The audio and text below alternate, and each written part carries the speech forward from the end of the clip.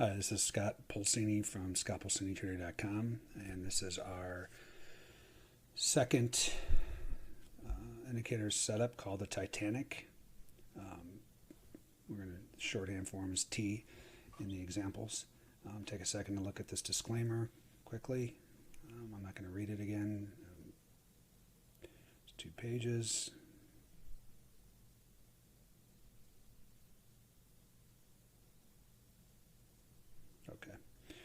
Okay, so this is our bookmap.com stop iceberg indicator setup number 2, called the Titanic again. So Titanic is a setup where a market runs into a hidden iceberg order and immediately rejects the area. Icebergs are large players, smart money we call them, that surprise the market as a wall of hidden orders that populate once the visible limit order that is showing in the book is traded into. So again, I went over this in the introduction, what icebergs are, but again, they have to show a certain percentage in the order book, and then when it's traded into that percentage, the rest of the amount populates the order book, which it turns into a wall of orders many times because the size is so big. And again, we have our thresholds for each product. What is a big iceberg versus a not big iceberg that we take action on, which you have the PDF for that as well. Icebergs aren't always correct in market direction, but they are correct more often than not, 70% plus in my studies, and it's an advantage to know what direction the big money is taking. This trade is taken either once you see the market orders come in, bubbles in the direction of the iceberg, it's aggressive entry, or when the market moves away from the iceberg, retest, and then the market orders then start initiating in the direction of the iceberg. That's conservative. And we'll go over the different examples like we did with the Dumb and Dumber setup. Okay, here's some examples of the Titanic. So T is obviously the shorthand form for Titanic, and then minus means it was a sell iceberg, a sell setup, versus plus is a buy setup. So this was 6E euro, where our threshold for the iceberg is anything over 100. That's what initiates our interest or has us ready to take a trade. So you can see here the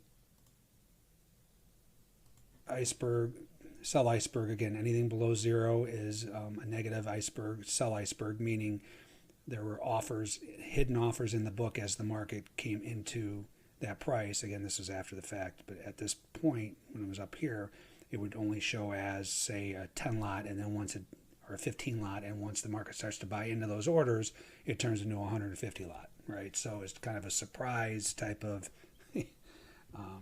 sell order where, again, the big money doesn't want to display what their true intentions, but when the market runs into it, it many times runs the other way. There's times that it does not, and it fails. Again, I'd say it's about 30% of the time that it does not, hold that area, and we have a setup for that as well. So again, 70% of the time in my studies, the icebergs are correct. And, again, it's just common sense. You want to be on the side of the big money, right? As smaller retail traders that I'm assuming most of us are. Now, again, that's what I am nowadays as well.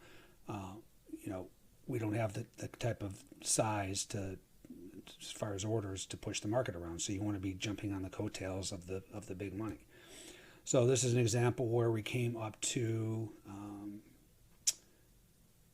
right around here was a sell iceberg, and again, when you see the sell orders initiate in the direction of the iceberg, right, because we have a sell iceberg, that's where you can enter. Stop goes above this area. Again, 6E is one of those markets where many times it will go a little farther and then it'll go, right? So in this instance, it didn't go too much further. Your stop should probably be a little bit above anyway, but if you did get stopped out, again, you could just re-enter when you see the next sell bubble. Again, be ready to re-enter in some of these thinner markets like the 6E, some of the other currencies, and NASDAQ, and gold as well. So anyway, so we're in this trade. You're risking here, and you catch, many times it'll retest too. This didn't make it all the way back, obviously. There was more in this area. But again, if you want to be aggressive, then you're in the minute you see the selling come in here or here, and then your stop goes above where the sell iceberg fired off, which is right in this area. And then you're riding you're risking in this instance, we were risking, let's say, this is right around 80 to maybe a little bit above 90. So we're risking about 10 ticks, to catch a, this is probably 20 at the time. This is about a 20 plus point or tick move. So again, we're looking for multiples on our trade, but we're trading in the direction of the iceberg in all of these examples. And right there. Okay, so our next example is, this is the E-mini S&P. So our threshold for the E-mini S&P for icebergs is anything over 700 is a lot and something to take note of. This was obviously a monster iceberg. This was at the end of the day, and sometimes you got to be careful of the end of the day orders because you're going to see a lot of counter. You'll see buy icebergs, sell icebergs, buy icebergs. But when you start to see this kind of size, 2,700 is a lot. It's almost four times the amount that we look for, whether it's at the close or not. You want to see again if it rejects that area. And the market, heavy sellers, these are the red bubbles, heavy sellers,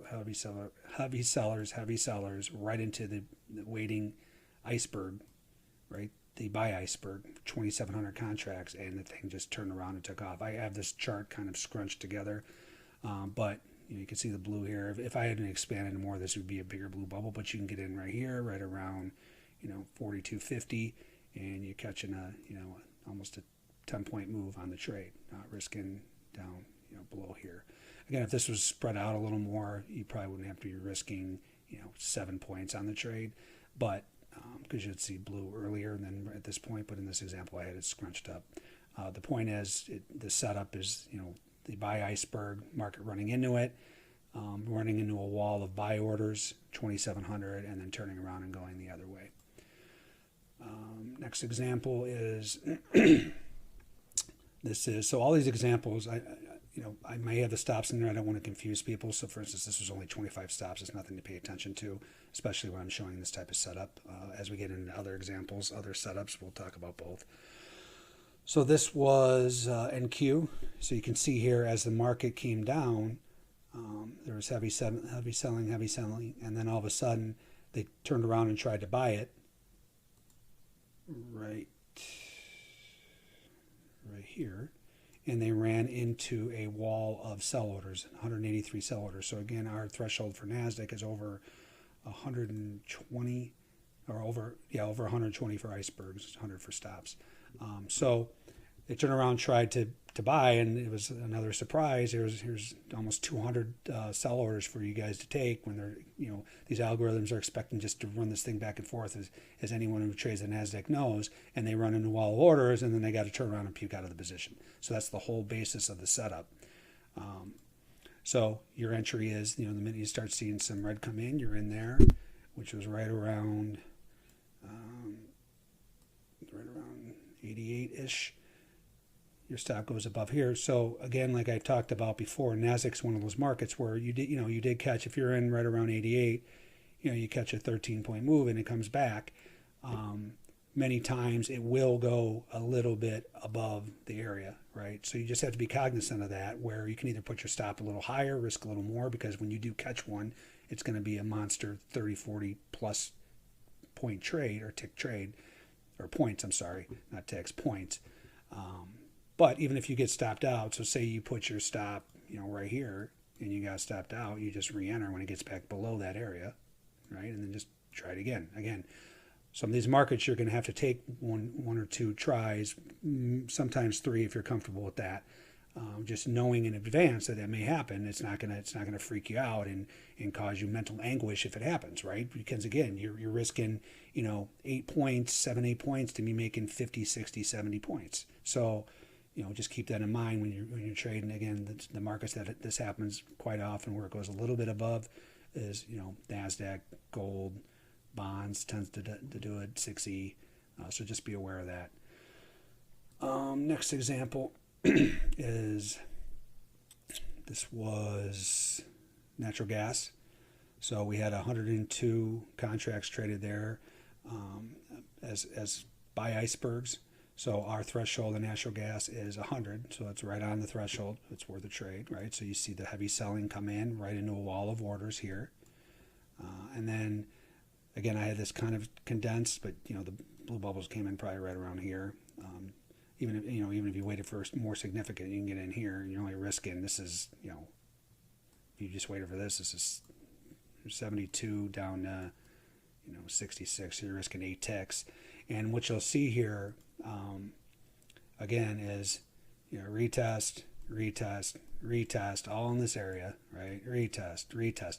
No one said that a lot of trading's easy and it's going to be just boom and you get your move, right? Sometimes you're going to have to go through this where it keeps coming down and retesting an area. But again, it doesn't matter if this area is important to you for what you saw. You know that it shouldn't violate it, right? So they can retest as many times as they want. You're on the right side of the market until proven otherwise, right? And then they finally succumb, and then you get the monster 40, 50 tick move. Again, risking 8 ticks. So just be aware. Not every time is it going to do. Many times it will do it. You'll say this was here. Say this was this over here, right? And this many times you'll get the retest gone, right? So, but just be aware it doesn't always happen right away. But you're on the right side of the market.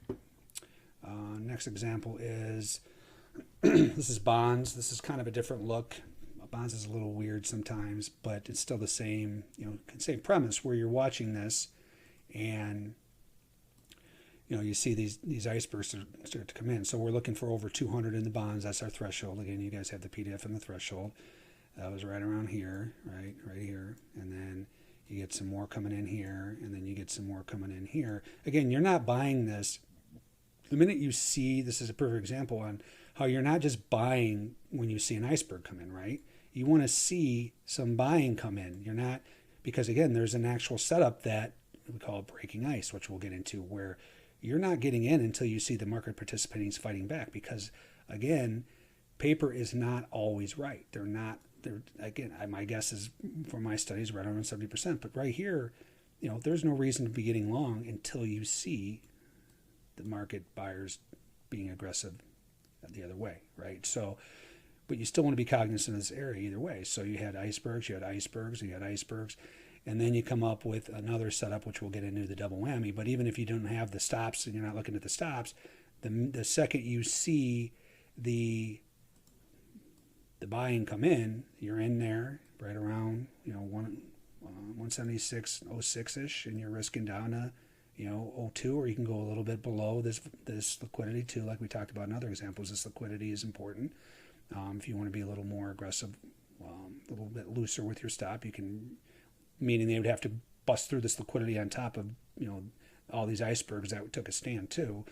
But if you don't want to, you're risking 4 ticks to make this is a 18 tick move and counting. When I took this was live market at the time.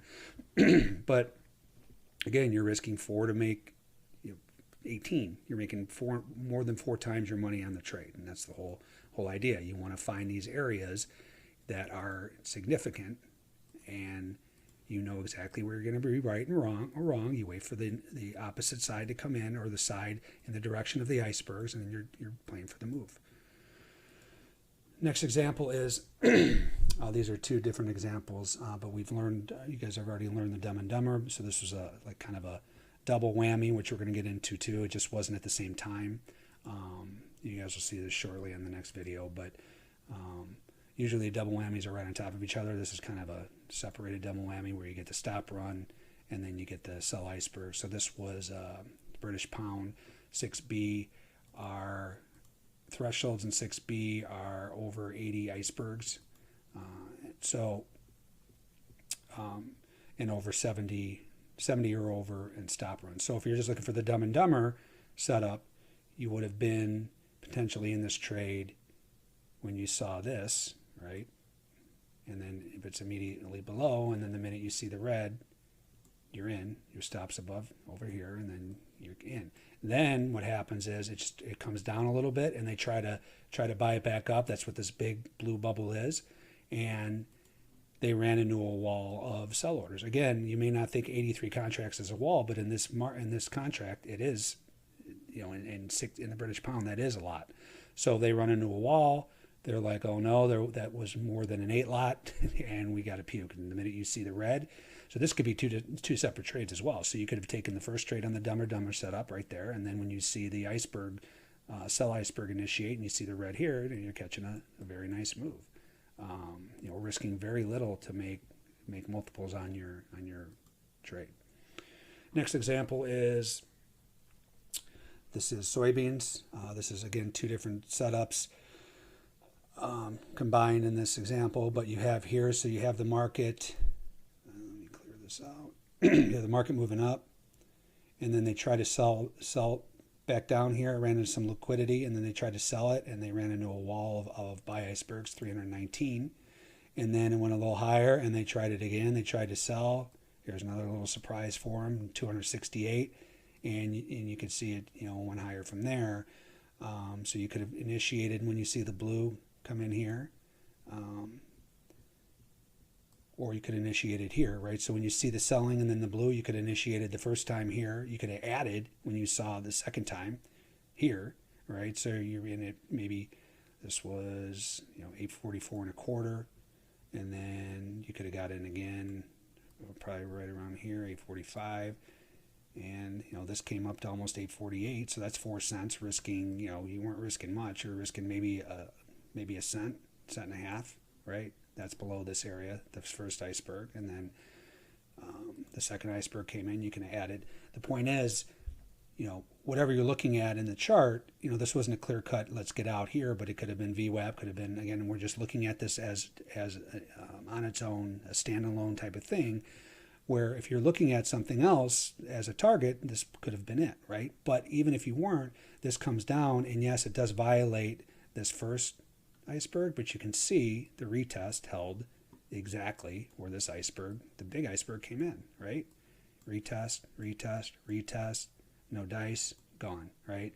So again, markets aren't always just going to perfectly run your way immediately, and sometimes they're going to come back. But now you understand what the rotations mean, right? The rotations are just them basically coming back down and then seeing if they can get it back through here. And there's just no selling. Could have get it through this where this big buy iceberg was before. It got a little lower than this one, and then you hold the trade. And in this instance, again, you could have been looking for something on your charts, whatever this is, a moving average, VWAP. Again, I don't have that. I'm not using that as my examples here. I'm just trying to teach you guys the setups. But if you held it, you already know the Dumb and Dumber setup. This was the Dumb and Dumber, and I don't have the, this was over, we look at for over 100 in stops. This was at least 150 here, 160. So the point is, you could have held this, and you could have got out of a piece here, whatever you're looking at, held it again, comes up here, starts to bust through, and then you see the Dumb and Dumber, and then you see it automatic, you see it fail immediately below, which we just learned, never gets above it, and you could be out of the trade, or you could be out of everything and then initiate the short, right, on this setup. So again, you're seeing how these kind of all flow together when you're seeing multiple things where you can be holding your contract.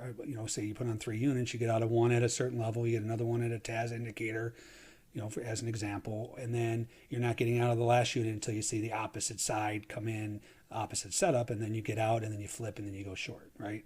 So it's just an example how powerful this is. Next example is the silver market, where we had, you can see the buy icebergs here. Right here, they tried to sell. We rallied up, tried to sell down, right into 191 buy icebergs in silver, and our threshold in silver is, I believe it's 170. So again, this was almost 2.5 times a good our threshold, right? So that's good. So they tried to push it down, failed. Came up here. Again, when you see some blue, you can be in. Again, this is a little scrunched together, but even if you're in right here, you can be long here, risking below here, right? Let me clear some of this out. This is your risk. You can be in here, or if you're conservative, this one did come back and retest, right? Came back and retested this area, and then again, the buyers came in. Now you're in, and again, if you may be looking for something on your chart to help you get out of a piece, but then you see the opposite setup, the Dumb and Dumber setup, where the stop run fired off, it's immediately below. Now you're looking to get out or go short or get out of a piece. Again, our threshold for the stops is 50, was pretty close. Not that you have to initiate a short, but you should definitely be cognizant of this firing off and being wrong. Again, if you're long, you want to see the stop fire off and then the market staying above, right? And we'll get into that. That's the stop and hold setup. But if it's immediately below, you got to be thinking about, okay, I want to take some profit here. So this wasn't a huge trade, but it's showing you, again, this is kind of condensed where you could have got probably a better entry right in here, blue bubble wise, and risking below here, and then you can catch that move up to there. Next example is, this was bonds again, where you had, heavy selling, pull this up here, heavy selling here, into really big buying icebergs.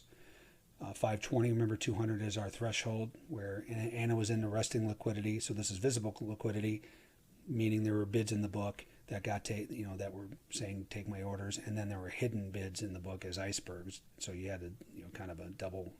It's not a double whammy in our parlance, but it was a kind of a double signal, and you get the move away, you get the retest.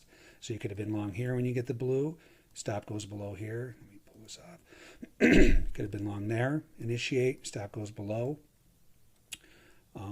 Or if you're conservative, you wait for the retest there. When you see the blue, you get in there.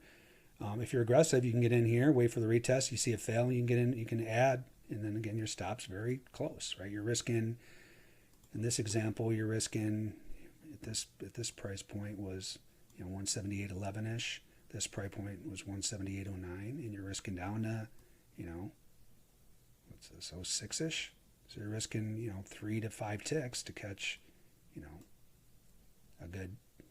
This was a 10. Oh, and then, so yeah, this was the rest of this trade where, you want to stay in as long as possible, obviously, but, that's where traders really struggle is, well, when do I get out, right? So you're getting out at certain levels, again, the TAS, market indicator stuff, or stuff that you look at. But if you see an opposite, this is the opposite that came in. So you see it run up here, and then you see some really heavy initiative buying right into a sell iceberg, right? The exact same setup. And then it starts to fail, you're out. So you make, 8 to 11 ticks on depending on where you got in, and you get out. Yeah, you want to make multiples. That's the goal. You want to be making 3, 4, 5, 10 times your trade, but you're not going to ignore. You're not going to get in for one reason and then see the same setup the other way and then ignore it, right? You get out and take your profit and move on and wait for the next trade, right? So again, it's not always what you want. You're not trading off what you think, right, or what you want. You're trading off what you see. In this instance, you're not getting 3, 4, 5 times your money because you get the opposite, signal, this, and then you're out. It's still a nice trade, especially in bonds that are $31 a tick, $31.25 a tick. Okay, our next example is this. These next couple are different, little different looks, but you can still see how they're, it's still a very powerful trade where, so you come up here, you get sell icebergs into, you get this here, you get 1,300 sell icebergs waiting, immediately rejects, you can get in here, you catch so this is right around, 30.21ish you'd be in, and you get a 6-point move, right? Again, this could have been VWAP, but we're not using any of that in these examples, obviously. But even if you held on, clear this out. Even if you held on, your stop may have been this pretty tight right above it. You want to go a little higher, but whatever. Say you got stopped out, right? Say it went 2 ticks. I mean, this is my MO, getting stopped out to the exact tick. You get stopped out. You see it again. Another 900. It ran into. You're in again, right there, right, or right here. Goes again. Doesn't go anywhere as far. It comes out. You get stopped out again. Okay, I'm done with this trade. It's making me mad. I'm done. I don't want to keep putting my head against the wall. Then you see this, right? And you're like, okay, wait a second. I'm going to give this one last chance. I mean, these sellers are bound to win here. They tried it here. They tried it here. Again, you say you got in twice and say you got stopped out twice. Now you get in for the third time. And this isn't even the same trade. I said earlier, I've said multiple times, where you want to be getting in, you might want to give it a couple tries. So to say this came up here again and this wasn't even here and this wasn't even here, right? Say it was just nothing. It just blew through and stopped you out. You might want to give it one more chance. If you get stopped out again, you may want to give it 3 chances, right? But then when you incorporate huge icebergs, huge sell icebergs twice, now you're saying, okay, I'm giving this another chance. This is a brand new trade now, right? This was a new trade. Okay, great. You get stopped out. Now you see it again. Now you finally get, again, this is what I'm talking about. You may get stopped out a few times, but when you catch the move, then you catch the 4, 5, 6 times your money trade, right? So you can afford to be stopped out a couple times, 2, 3 times. And when you finally catch because the odds are in your favor, right? You're probably 70% on this trade over the long term. You're going to make money even if you're wrong 3 times and the one that you catch goes, this was a 20 plus point move, right? So I hope you guys are seeing how it works in trading, right? And everything's just not black and white.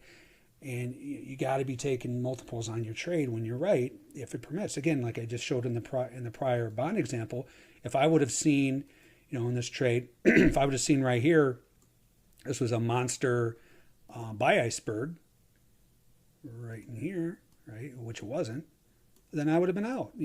I want to catch 20 points, but if I don't see anything, but if I see something that tells me otherwise, then I'm out. But you didn't see anything to tell you otherwise. Look at this. This is nothing. This is you catch a 20 plus point trade on this trade. That's a little different look. And then this last one, let's see here. Same type of thing. So this was at the end of the day too.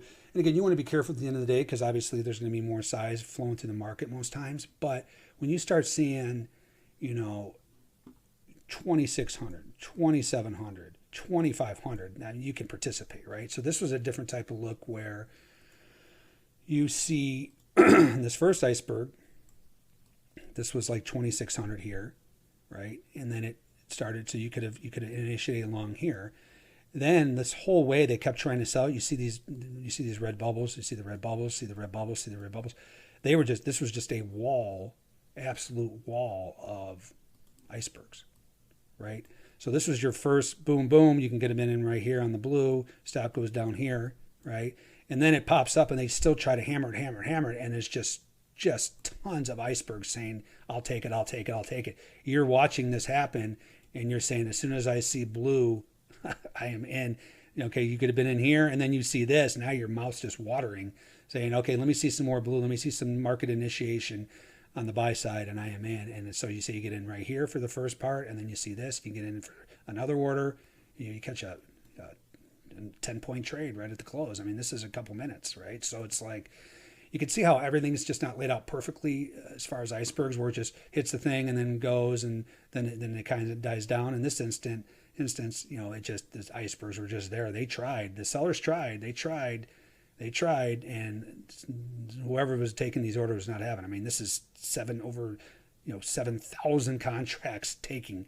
So again, I don't have the overnight session. I'm sure this went even higher, just because whoever sold into these was in a lot of pain very quickly.